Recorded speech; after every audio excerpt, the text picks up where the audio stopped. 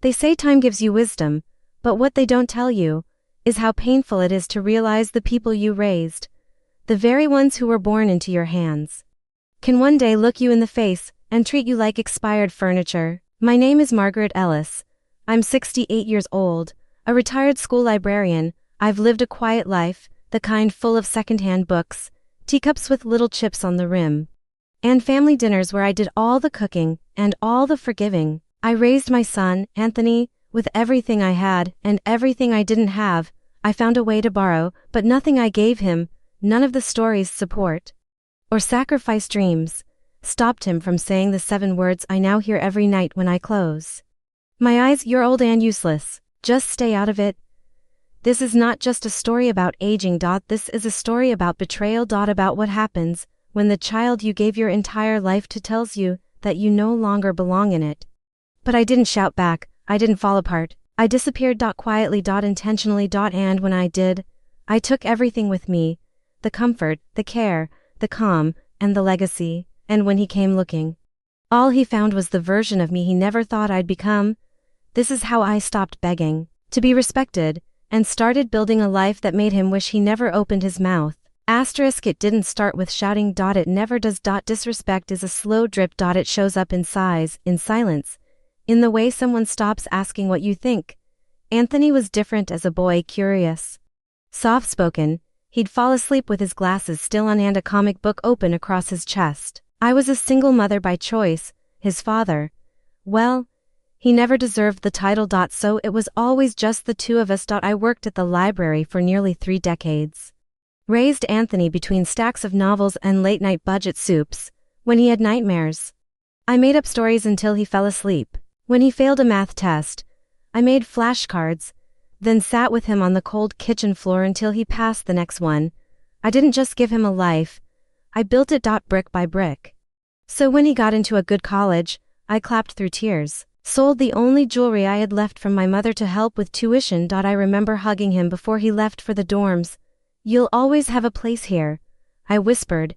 He smiled, said, "You're my favorite person in the world, Mom." That was the last time he said anything like that, because slowly, the place I held in his life became less a place and more a placeholder, a spot in the back row, a ride to the airport, a woman who waited quietly while he became someone else. And I stayed silent. Until the silence swallowed me whole. At first, the visits came every few weeks. Then once a month, then only for birthdays, mine, not his. And when he did show up, it was always rushed, his foot halfway out the door, his eyes on his phone, his arms never really relaxing into a hug. Then came Melissa, the woman who called herself his fiancée but never once looked me in the eye.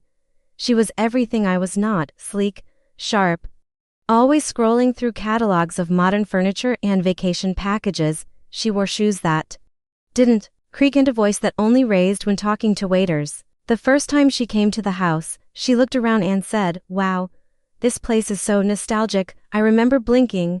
"You mean old?" No. She smiled politely. "Just a different era." Anthony laughed. That was the first time I heard him laugh at me, not with me. Melissa took over everything quickly: holiday plans, furniture rearrangement, even what I wore when they invited me out one Christmas. I wrapped their gift in the same old paper I'd been using for years, recycled, hand-decorated with little stamped snowflakes. She smiled and said, "That's cute, very grandmother core."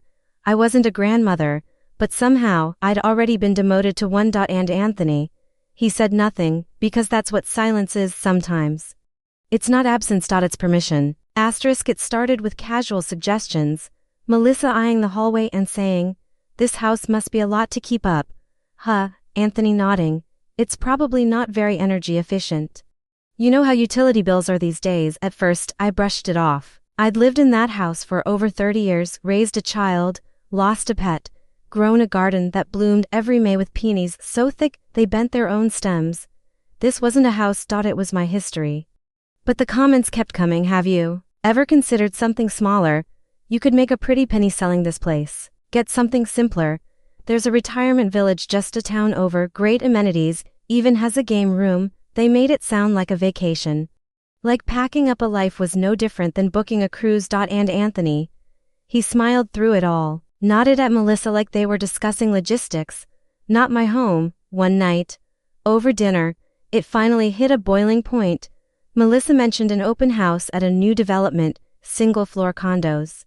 Fully managed. You'd love it. I set down my fork. I'm not leaving my home. She tilted her head. We just thought, maybe it's time. Anthony didn't look at me when he added, you've lived here long enough. You've had your chapter. Mom. Double quotes had. Past tense, like the rest of my life was just epilogue now. Asterisk. That night, I didn't sleep, not because I was angry, because I was awake. For the first time in years, I saw the truth clearly. I had allowed my love to become a service, and my presence. It had become a convenience. They only wanted me nearby when it suited them, when I played the role of grateful elder, quiet and small, content with scraps of their time and pre-approved opinions. But I wasn't that woman. Not anymore. So the next morning, I packed a bag. I didn't tell anyone. I didn't leave a note. I just disappeared, the way a tree falls in a forest that no one listens to anyway. I drove 3 towns over to stay with an old friend, Helen, who'd offered me her guest room more times than I could count. I turned off my phone, let the silence wash over me. Let the tension drain from my shoulders like rain from a roof, finally free of weight. And in that silence, I felt something I hadn't felt in a long time. Peace. Not the kind you get when things are finally calm, but the kind you earn when you stop begging to be respected. And I wondered, for the first time in years, what if my best years weren't behind me? What if I still mattered, even if they never said so? And the longer I stayed away, the more I realized they needed me far more than I ever needed them. Asterisk. It took 3 days before the first message came, then 5 calls, then 12. I didn't answer, not because I was trying to punish them, because for once, they needed to sit in the absence they created. Melissa left a voicemail. Hey Margaret, just wondering where you are. We were going to bring by that catalog for the condo. Anthony texted, Mom, are you okay? Please call me. But they didn't miss me. They missed my availability. My reminders to pay the water bill. My watching over the house while they vacationed. My presence at every birthday, holiday, Sunday brunch, and suburban photo op. And now, they were unraveling. Helen told me to have Anthony's work deadline slipped. Melissa missed a Pilates class and posted a passive-aggressive story that read, nothing like being ghosted by your own family. The irony. I smiled to myself and baked a peach cobbler. I sat with Helen on her porch as the sun set and told her about how it felt to finally be unseen on my own terms. It's funny, I said, sipping warm tea. I used to wonder what I'd leave behind when I go. But now I think, what I'm leaving right now might matter more, because the most powerful revenge isn't shouting. It's removing your presence. Letting them feel what life's like without the glue they never acknowledged. Asterisk. It was a week before he found me. I was sweeping Helen's porch when a car pulled up slowly to the curb. Anthony stepped out. No Melissa. No flowers. Just my son, shoulders hunched, face pale, eyes darting like he didn't know what to say. I stayed where I was. He stepped onto the porch. Mom, why didn't you tell me you were leaving? I looked at him. Would you have listened? He blinked, of course, like the last time. When I said I didn't want to leave my home and you nodded while Melissa picked out retirement brochures. His mouth opened, but no words came out. I leaned the broom against the railing. You called me old and useless, Anthony. I didn't mean, you meant every word, I said calmly, and even if you hadn't, you let her say it with every look. Every comment, every decision I was excluded from. He looked like he wanted to collapse into guilt. But I didn't offer him that comfort. Not yet. You don't get to erase decades of love with a sorry. You don't get to decide when I matter again just because the kitchen doesn't clean itself or your world feels a little colder. He sat down, hands shaking. I messed up. No, son, you built a life where I didn't exist. You edited me out of your story. And now, he was reading a book he never thought I'd write. Asterisk. We sat on Helen's porch as the wind moved slow through the trees. Anthony looked smaller than I remembered. Or maybe I had just grown in the time since I stopped making myself small for him. So what now? He asked quietly. Are you never coming back? I took a long sip of tea before answering. That's not up to me. That's up to the version of you that shows up. He frowned. What does that mean? It means I won't return to a house where I'm treated like furniture. Where my thoughts are a burden and my history is a stain on your shiny life. I won't shrink so you can shine. He nodded slowly. Ashamed. I can change, then do it. Not for me, for yourself.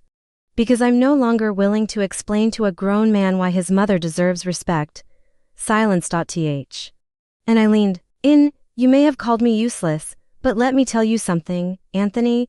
I was useful enough to raise you alone, to keep you fed when I was skipping meals, to stitch your Halloween costumes until my fingers bled, and if that's not useful, I don't know what is.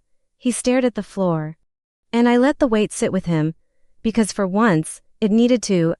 Anthony finally lifted his head. I know sorry doesn't fix anything, he said, but I am sorry for all of it. I nodded once, but I didn't rush to hug him, didn't soften to make it easier, didn't erase the ache for the sake of the apology, because I'd done that before, and that's how I got here.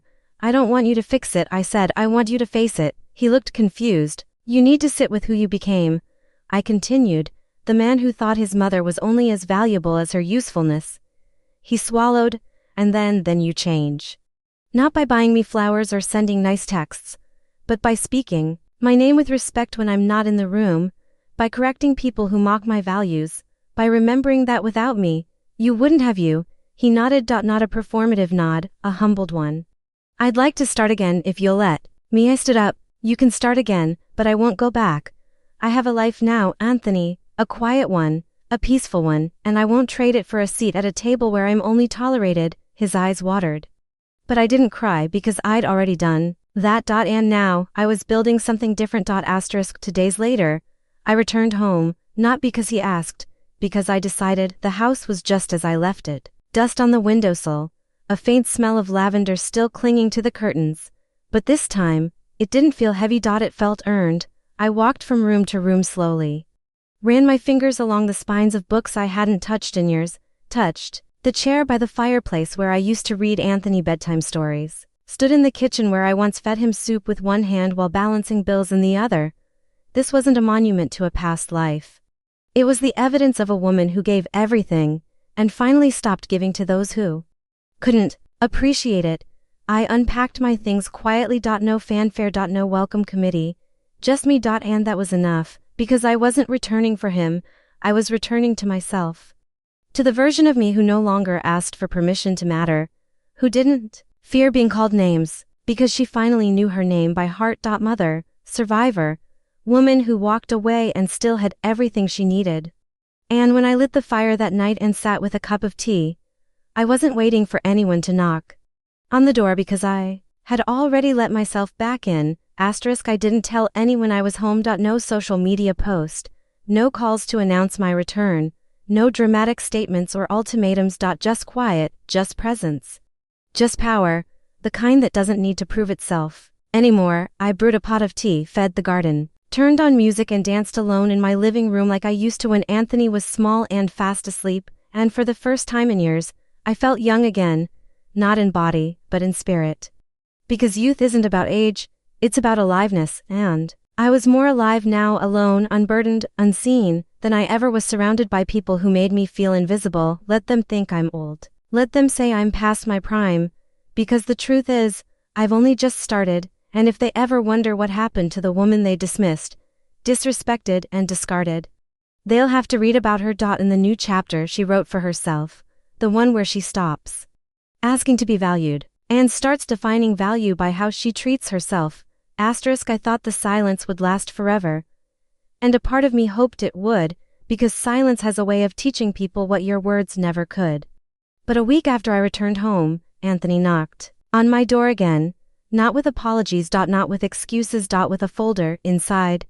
Documents, plans, proposals. I've been thinking, he said, about what you said, about how I made you feel like a backup plan. I didn't say anything. He continued, Melissa and I are taking some time apart.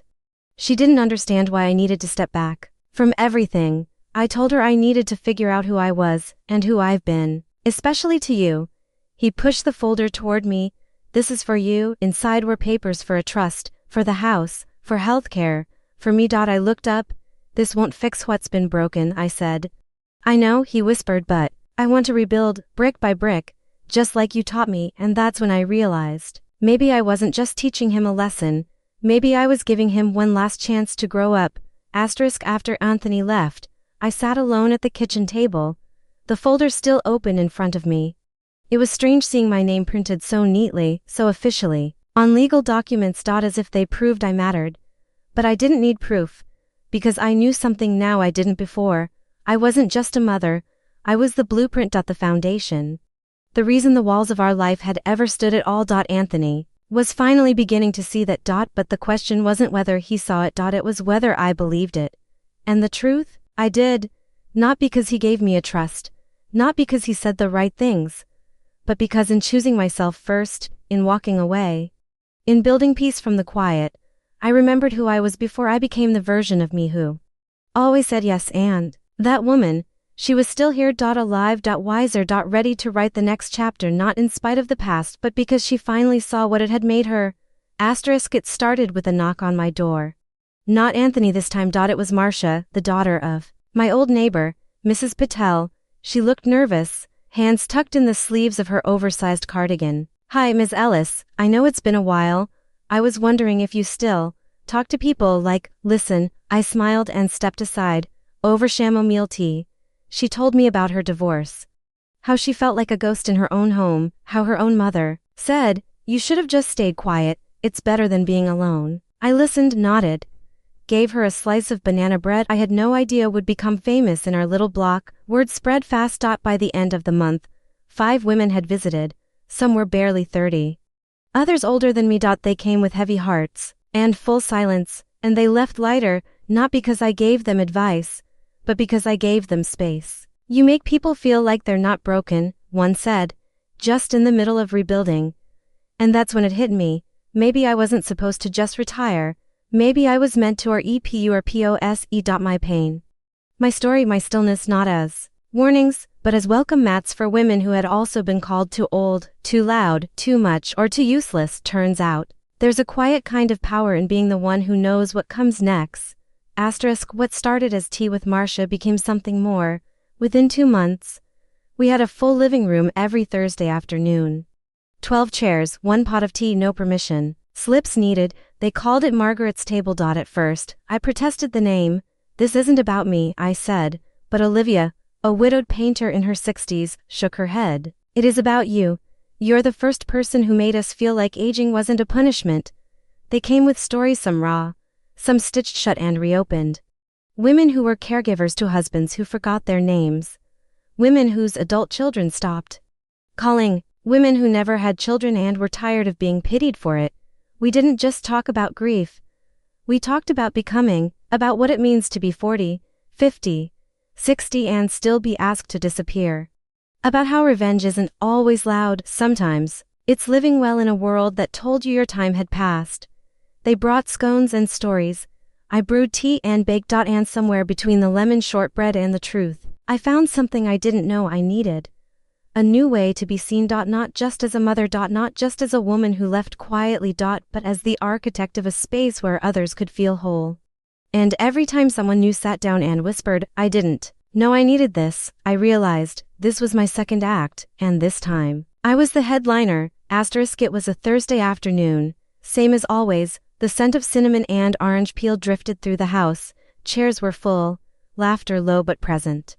We were mid-conversation about grief, not the tragic, movie kind, but the quiet kind that builds when you realize no one's coming to help with the dishes. That's when the doorbell rang. I wasn't expecting anyone else. When I opened the door, Anthony stood there, holding a pie. Store bought. Of course, his eyes scanned the room behind me. Dozens of women in conversation, mugs in hand, books in laps. What is this? He asked, almost confused. It's Thursday, I replied. You didn't tell me about this. You didn't ask. There was no malice in my voice.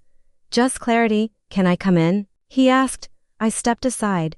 He stood awkwardly in the doorway, pie in hand like a forgotten child at a party.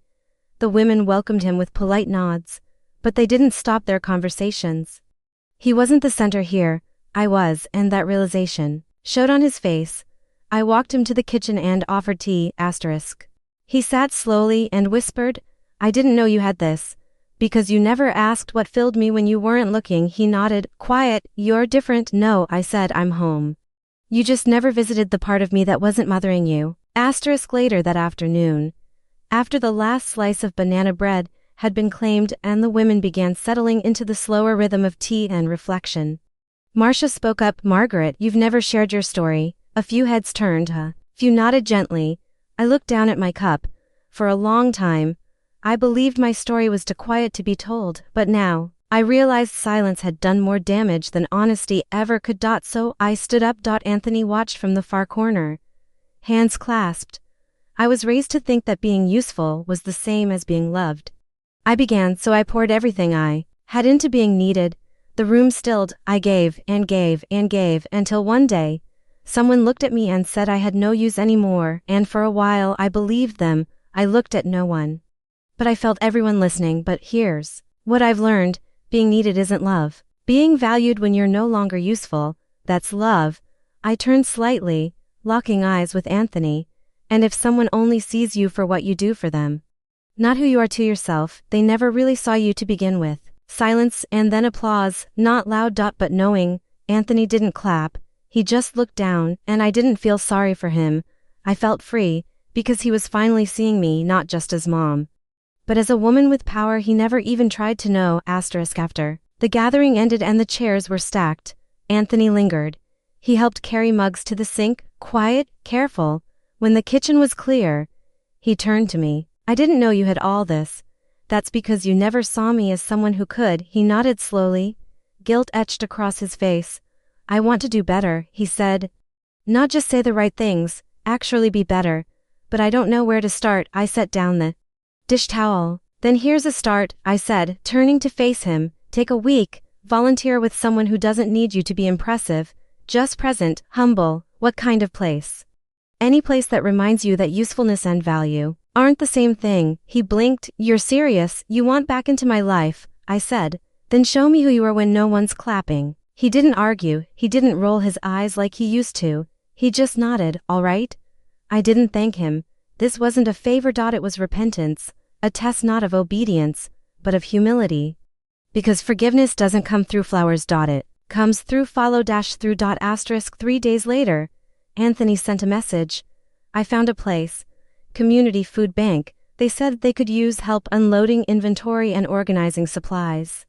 I replied with one word, good. I didn't ask for photos, didn't demand updates, didn't perform praise, because this wasn't about approval. It was about accountability. He went every day that week, unloading trucks, stocking shelves, sitting quietly with strangers who didn't care about his resume.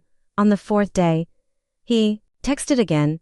I met a man who said the only person who visits him is his old high school teacher. He calls her his miracle. I just sent a heart emoji, but in my chest, something shifted, because that's who I had always been to Anthony. A miracle he forgot how to see. On Saturday, he called. I've been thinking a lot about Dad. I froze. For a second, he rarely brought up his father, about how he left, and how you never did. He paused. I think I spent so much of my life resenting that I didn't have a father. I forgot to thank the one parent who actually stayed. I didn't speak, because sometimes silence is the only way to honor truth. I'm sorry, Mom, he said softly. I've been spoiled by your strength. I thought it meant you didn't need to be seen. And that was the closest he'd ever come to saying, you mattered all along. The following Thursday, I opened the door to find Anthony standing there again. This time, he wasn't holding a pie, no suit, no rehearsed smile, just a notebook, a pen, and humility in his eyes.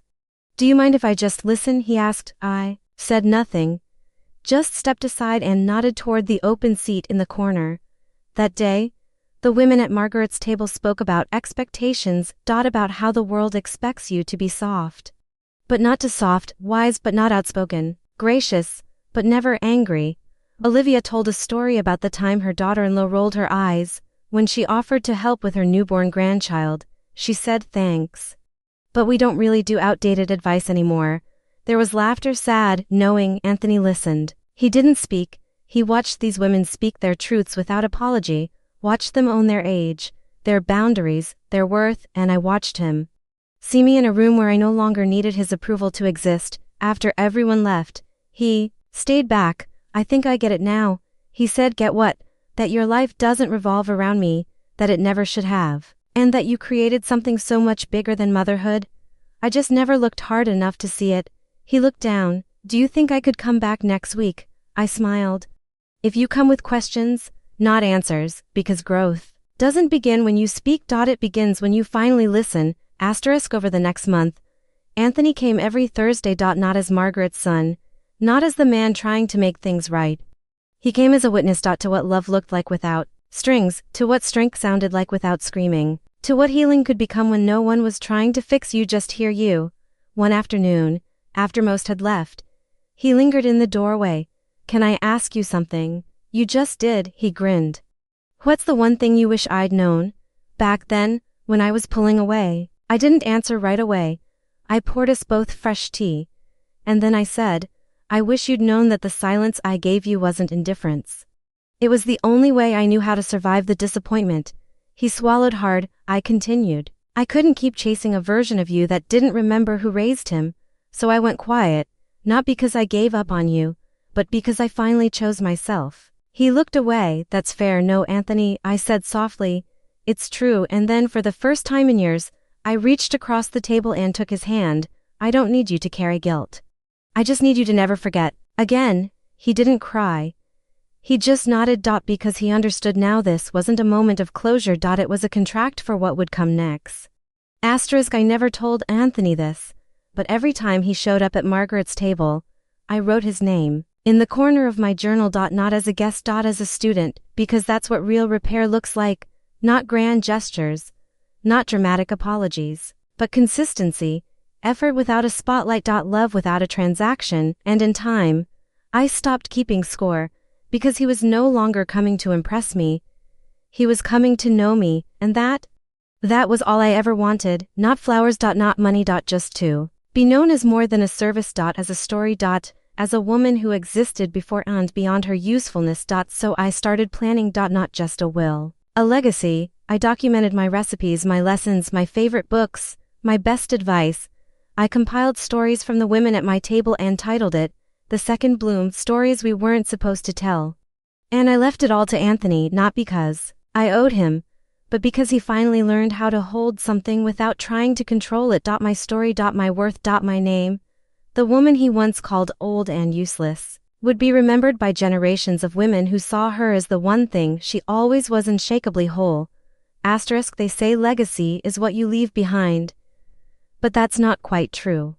Legacy is what lives on without you, not just in things, but in the way people remember your voice, and my voice. For years, it had been an echo in my own home. Soft. Dismissed. Only valued when it made things easier. Now, it filled a room every Thursday. It wrapped itself in stories that made women cry, laugh, breathe easier. And Anthony, he came every week, still listening, still learning.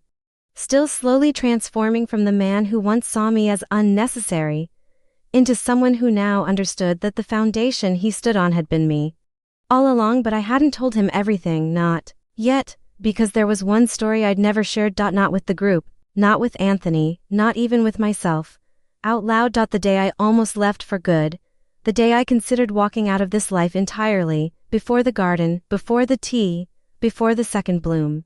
Asterisk, it was 5 years ago, long before Margaret's table, before the quiet revolution in my heart. I'd just come home from a doctor's appointment. The nurse had asked if anyone would be picking me up. I'd said no. She looked surprised, then polite. Do you have someone to talk to about your results?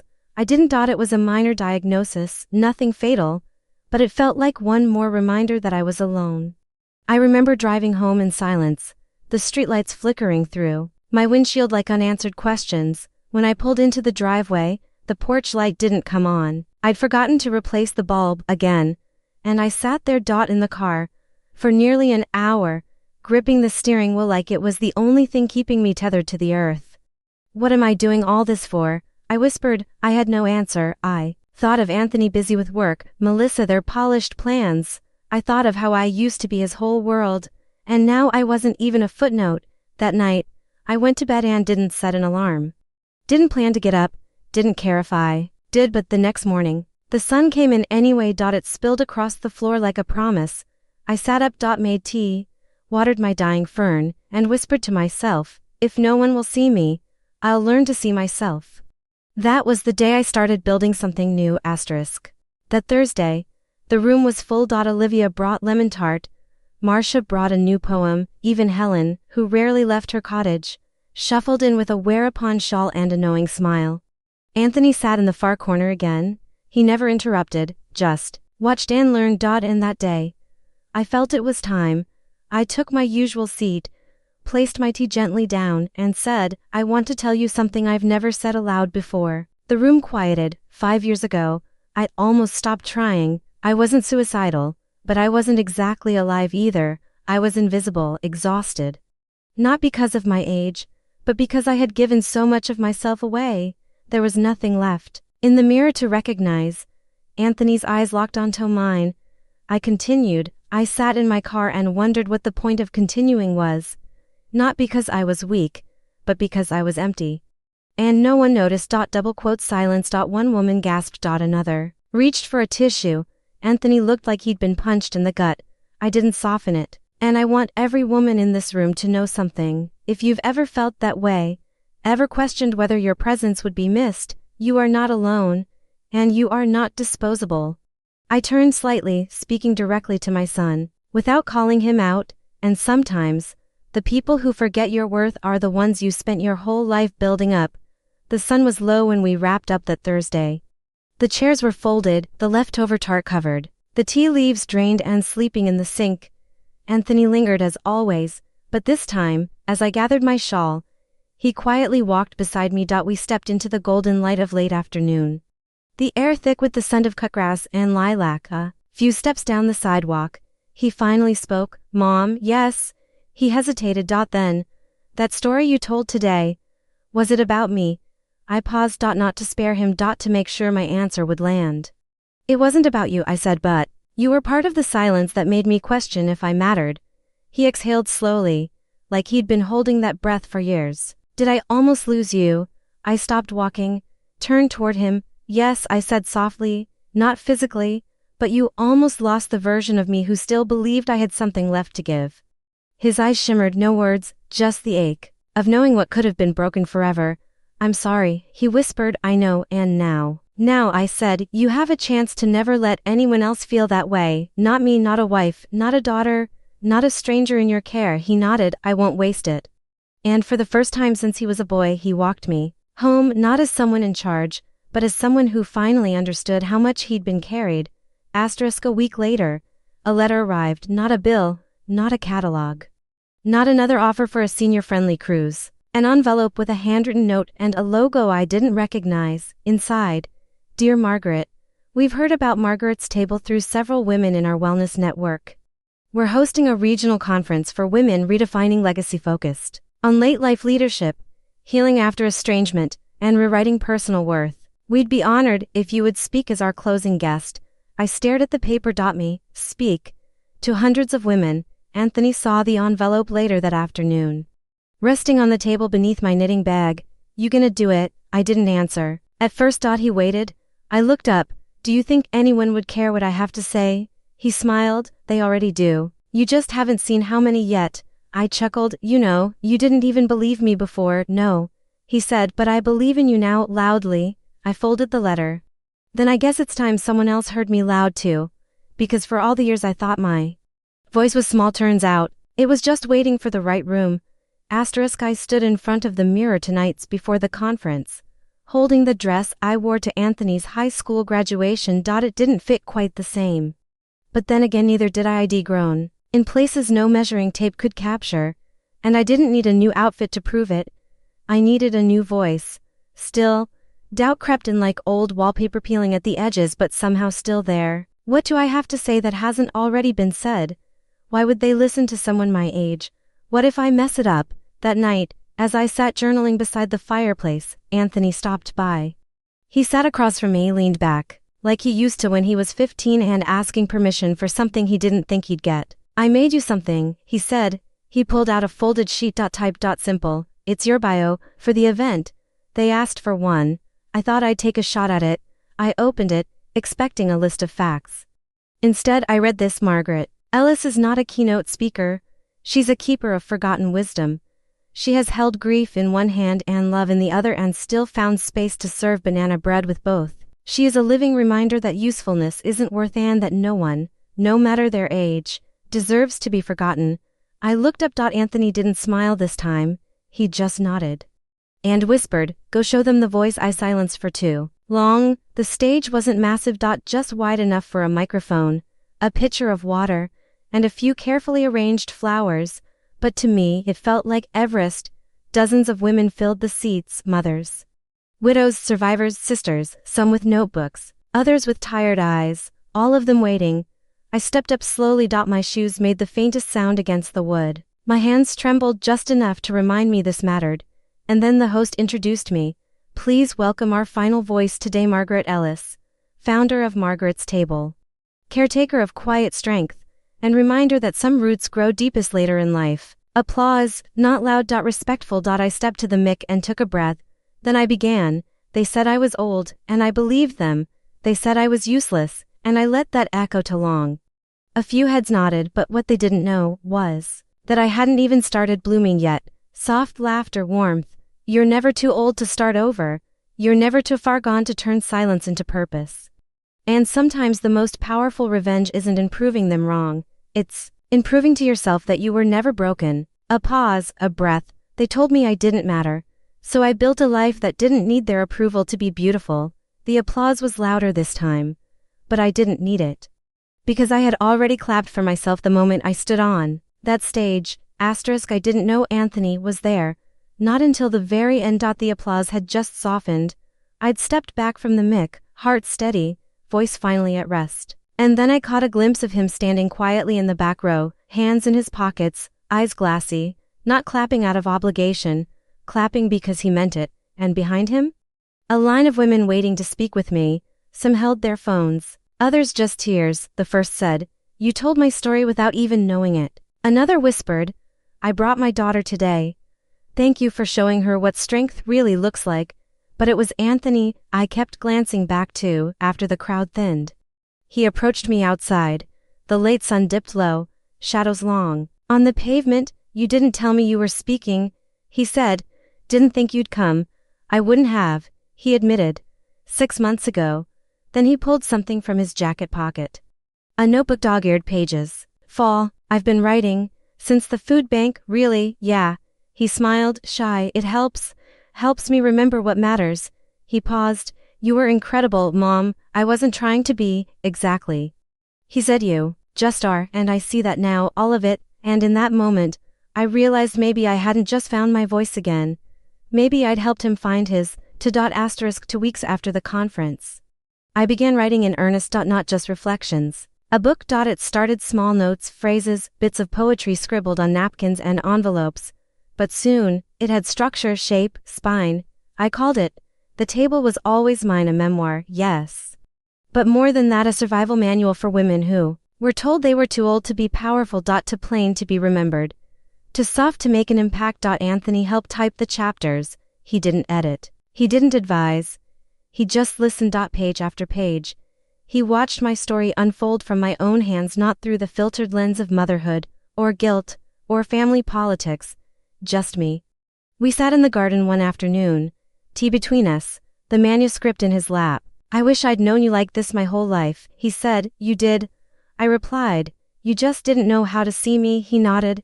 "I think a lot of people are going to see you now." "Let them," I said.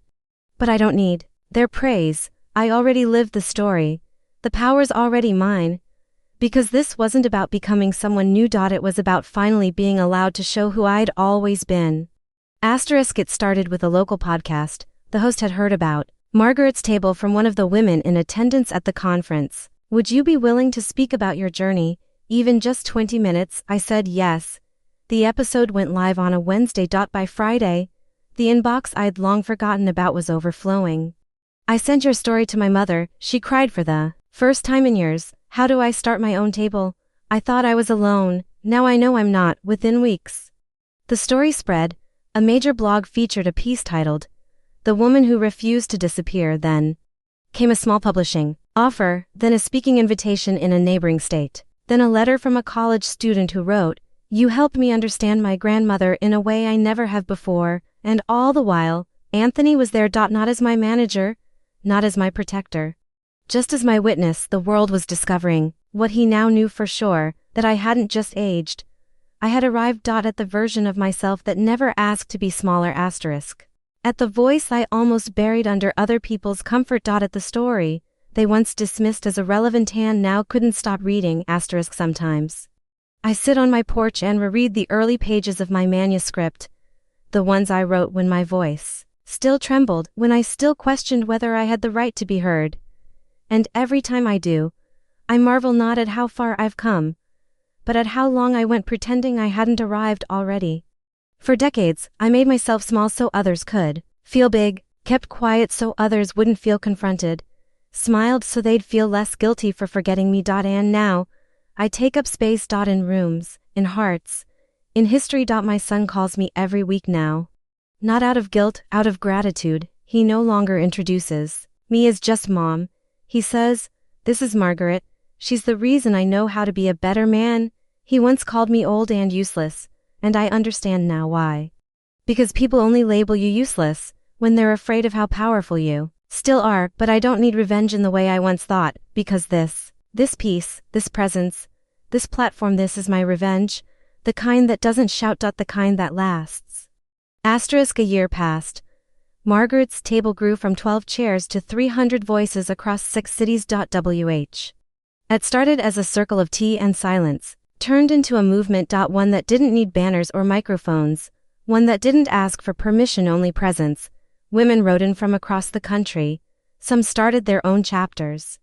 Others began therapy, some just started talking, again for the first time in years. And as for me, I kept showing up, not because I was trying to fix anyone, but because I finally understood that being seen isn't about the size of the audience, it's about the honesty of your story. And the truth. You don't have to fight for relevance when you finally remember you were never irrelevant, you were just quiet for too long.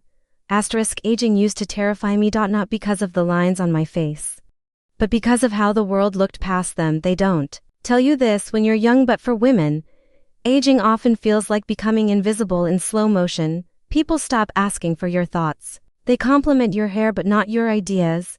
They tell you how well you're doing for your age, as if your value had an expiration date.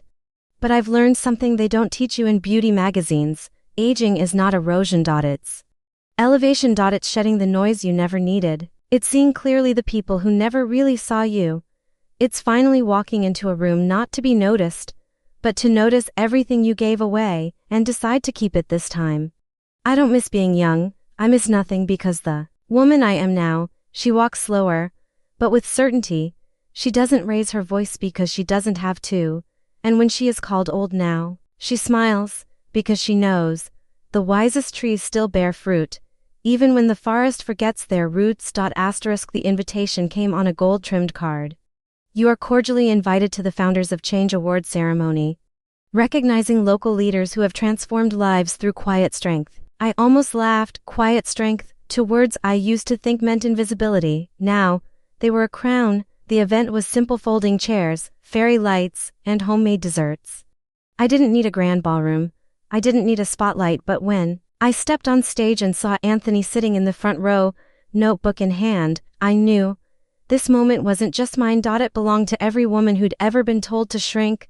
"Thank you," I began, "not just for this award, but for proving something I almost forgot. That quiet doesn't mean weak, that aging isn't a sunset, but a second sunrise." Soft applause. There was a time I believed I was done, not because I felt it, but because someone said it to my face. A pause. He said I was old and useless, and he wasn't a stranger. He was my own son. The crowd held its breath. But here's the thing about being underestimated: it teaches you to rise without waiting for permission. I turned to Anthony, his eyes glistening. And when you do rise, you teach others how to carry their name with pride. Double quotes. Applause. Real this time. Sustained, unapologetic. Because the story of a woman who refuses to disappear deserves to be seen. Asterisk. Later that night, after the event, we sat on my back porch under a warm, rustling sky. The air smelled like rosemary and dusk. Anthony handed me a mug of tea. Just how I liked it: no sugar, plenty of lemon. We didn't speak at first. Just listened to the night. Then he said, almost too softly, "I still think about that day." When I said it, I didn't flinch. I'd spent enough time rebuilding myself to no longer bleed from old wounds. "I know," I said. "I replay it constantly." He added, "The way I looked at you, the way I dismissed you. I think about how easy it was for me to speak those words, and how hard you had to fight just to forget them. He looked down. Do you forgive me? I stared at my tea for a moment. Forgiveness isn't the end of something, Anthony. I said it's the beginning. He glanced up. Of what? Of remembering, I said. Of staying awake to the cost of your words. Of never letting yourself become that version again. He nodded. I'm trying to be better, I know, I said, and I see it, but don't try for me. Do it because you don't want your daughter to ever feel like I did. He swallowed hard, then he whispered she won't, and I believed him. Because now, he didn't just respect me. He understood what I meant. A week after the awards ceremony, Anthony asked if I could meet him for lunch. Not our usual tea. Not at the house, lunch, somewhere new. I agreed, curious. He picked me up, held the door, and drove quietly. We ended up in a small cafe by the community center, nothing fancy, but familiar. On the table, beneath a menu, was a folder. What's this? I asked. Open it. He said. Inside were papers, contracts, signatures. I've been working with the center the past few months. He said they're opening a new space for seniors. Not assisted living, more like a hub for connection, classes, garden therapy, book clubs. I kept reading. And then I saw it. The name of the space, the Ellis Room. My heart stilled. They wanted to name it after a donor, he said. But I told them the only legacy worth naming it after was the one that taught me how to really live. I covered my mouth. You didn't have to. I needed to. He said, you gave your life to everyone else. It's time people knew the name behind the strength. The Ellis Room would open in spring, right next to the rose garden, with an armchair in the corner for anyone who needed to sit with their thoughts. You're not just my mother, he whispered. You're the blueprint. I reached across the table and squeezed his hand. Then build something that lasts. The day the Ellis Room opened, the morning sky was soft and gold. I wore the same blue dress I'd spoken in at the conference. It no longer symbolized nerves. Now, it was my armor. People filled the small courtyard outside the community center. Women I'd mentored. Families I'd never met but who said they'd heard my name around dinner tables. A few men, 2 sons, who were learning. Anthony stood beside me, not ahead of me, not shielding me. Just with me. The director handed me a small pair of scissors. You ready? I nodded. Snipped the ribbon, and stepped inside. The space was simple, warm light, wooden floors, shelves of books, handwritten quotes from the women of Margaret's table hung on every wall. On the back wall, in bronze lettering, the Ellis Room, a place where worth is never questioned. I blinked hard. Olivia hugged me first. Marcia brought tea. Chairs were soon filled by strangers who already felt like family. Anthony came to my side and whispered, you built this, Mom. Without permission, without applause, and now look. I smiled, eyes full but heart light. It was never about applause, I said, it was about arrival. And I'd arrived, not at the end. At the beginning of something no one could ever erase. A few weeks after the Ellis Room opened, I received a letter in the mail. No return address. The handwriting was careful, delicate. Inside, on cream-colored paper, was this: Dear Margaret, I heard your story from my granddaughter. She played your podcast for me after I told her I felt like a ghost in my own home. Your words made me cry. Not because they were sad, but because they reminded me that I still matter. I've started inviting the other women in my apartment building for Sunday coffee. We sit in the laundry room on plastic chairs and call it the basement bloom. Thank you for reminding me that I didn't disappear. I just hadn't looked in the mirror lately. Elaine, 80 for PS if you're ever near Richmond. We'd love a visit. I folded the letter with shaking hands, and I wept. Not because I was hurt, because I was seen. By someone who had never touched my hands, never looked me in the eye, but who felt me through the ripples of a story I almost never told. Anthony found me on the porch later that day. I showed him the letter. He read it slowly, word for word, twice. That's what you did, he said softly. You gave people permission to bloom again. I nodded, unable to speak. Because for the first time in my life, I knew my worth had not only survived. It had spread. I never set out to start a movement, but one found me anyway, and now, it was growing too fast for one voice to hold.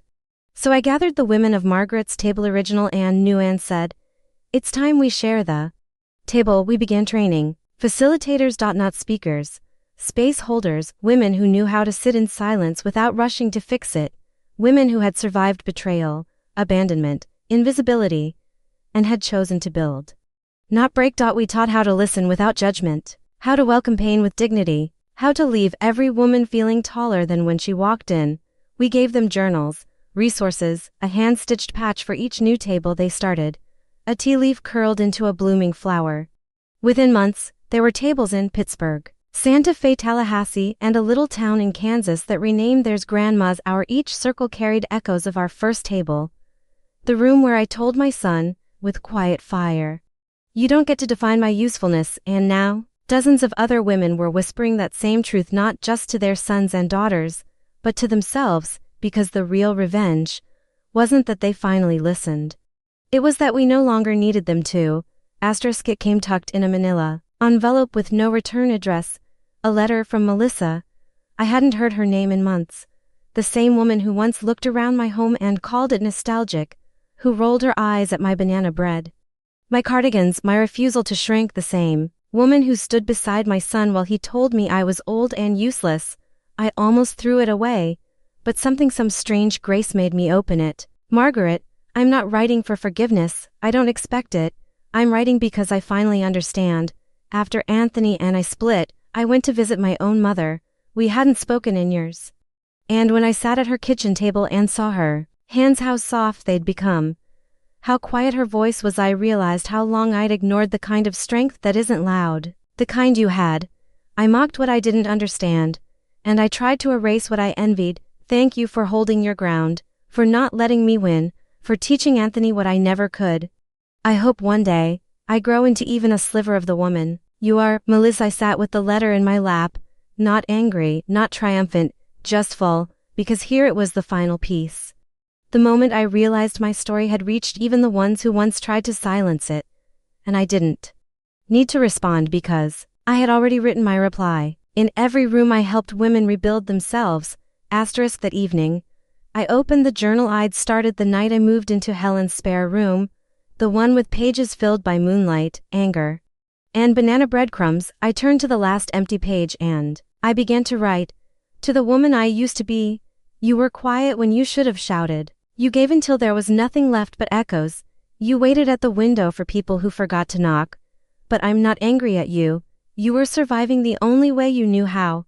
You did your best. You stayed kind, you didn't harden, and when they called you old and useless, you didn't scream. You left, and in that leaving, you built a kingdom of women who will never again apologize for being seen. I'm proud of you. Rest now. I'll carry it from here." Margaret closed the journal and set it on the shelf beside the framed photo of the Ellis room. Anthony had taken that photo, candid, me, mid-laugh, no makeup, no pose. Just light, and in that moment, I knew I hadn't just rewritten my ending, I'd reopened my beginning. If you're hearing this now, if you've ever been called old, useless, too loud, too soft, too late, if someone you once raised, loved, or carried turned around and made you feel like you didn't matter anymore, let me be the one to tell you they were wrong. They were small. And they were afraid of the kind of woman who doesn't need a crowd to know she's whole. Because here's the truth, you don't have to be seen to be valuable. But when you finally see yourself again, everything changes. You walk taller, speak slower, laugh like a woman who buried the version of herself that once begged for breadcrumbs. I was called useless, and I almost believed it. But then I remembered. My story isn't over, my voice isn't gone. And I am not finished, I am just beginning. To the women listening, don't wait for someone else to give you permission. Start your table, write your page, be your own damn legacy. Because sometimes the most beautiful revenge isn't proving them wrong. It's proving to yourself that you were right all along.